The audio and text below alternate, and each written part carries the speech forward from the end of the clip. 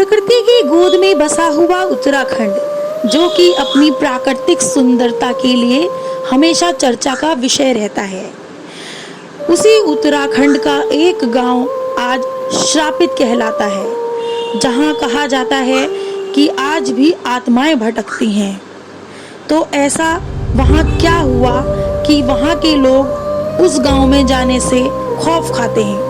दरअसल चंपावत जिले में आने वाला स्वाला गांव कभी लोगों से गुलजार रहा करता था, लेकिन आज इस गांव में घनघोर सन्नाटा पसरा हुआ है। खौफ ऐसा कि लोग यहां आने से भी डरते हैं। लोग कहते हैं कि इस गांव में भूत प्रेतों का वास है और इस गांव को अब भूतिया गांव के तौर पर जाना जाता है।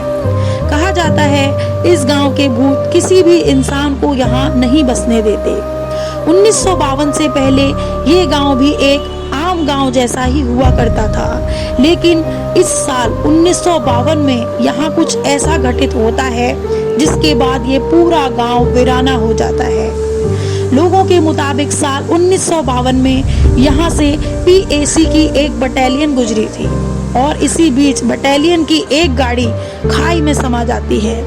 इसमें मौजूद सैनिक मदद के लिए लोगों को गुहार लगाते हैं, लेकिन इस गांव का एक भी व्यक्ति उनकी मदद के लिए नहीं आता।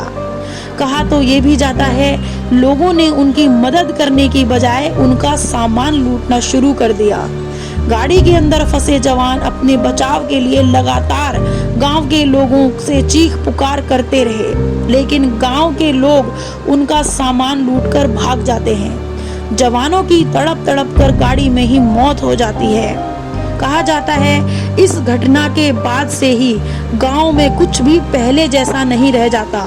यहाँ रह रहे लोगों का गांव में रहना मुश्किल हो जाता है, जिससे ये पूरा गांव खाली हो जाता है। बताया जाता है कि यह सैनिकों की रूह आज भी यहाँ घूमती है, व्यक्तियों को यहाँ टिकने नहीं देती।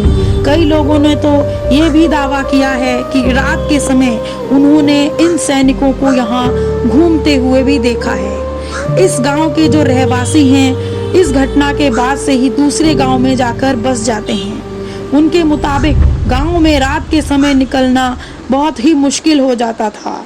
हालांकि लोगों को अपनी गलती का पछतावा हुआ और उन्होंने जिस जगह वह गाड़ी गिरी थी वहां एक मंदिर का भी निर्माण करवाया, लेकिन इस स्थिति में कोई खास बदलाव नहीं देखने को मिला।